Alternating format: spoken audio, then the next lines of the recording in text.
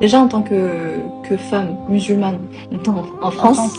c'est très très compliqué, comme tu as dit, tu vois. Mais même si tu es surdiplômée, en fait, malheureusement, à partir du moment où tu mets un voile sur ta tête, maintenant Bah tu oui. peux mettre de côté, en fait, ce à quoi tu aspirais, tes aspirations, et c'est à ce moment-là où tu te dis, ok, qu'est-ce qui me reste, en fait, comme choix de vie, en fait, au final.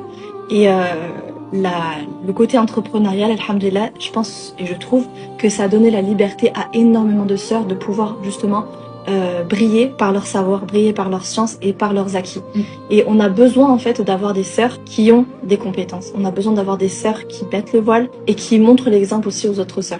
Parce que maintenant, nos petites sœurs, elles ont pas de repères, elles ont personne à qui s'identifier. Et quand tu te retrouves dans une situation où les modèles des générations donc, du coup qui arrivent, ce sont des personnes de télé-réalité, des personnes sur Instagram, etc., des influenceurs, tu te dis, ok, il leur reste quoi? Et en fait, on est dans une génération où on va cultiver en fait la bassesse, on va cultiver en fait le fait que... Le culte de réussir facilement, de Voilà, rien, du voilà, vide. c'est ça, Le culte exactement. du vide, c'est Donc, vraiment ça. moins tu en fais, plus c'est débile et mieux ça va marcher, tu vois. Donc, on va vouloir, du coup, on conseillait les jeunes en fait à faire du coup plus de vues en faisant des trucs idiots et des trucs super bêtes et on va cultiver justement cette médiocrité et du coup tu vas te retrouver face à des jeunes qui n'ont plus aucune culture générale, qui n'aspirent absolument pas à être intelligents, tu vois, genre ça ne les intéresse absolument pas.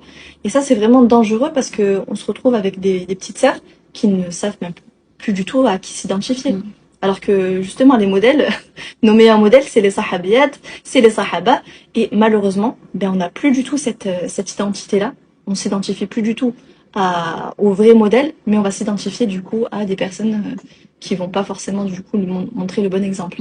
Et c'est vrai que nous, en tant que femmes musulmanes entrepreneuses aussi, on a cette part de responsabilité de faire en sorte que la posture que l'on va avoir, ce qu'on va transmettre, etc. sur les réseaux sociaux, ça puisse aussi inspirer aussi les petites sœurs et les communautés, les générations qui arrivent, tu vois.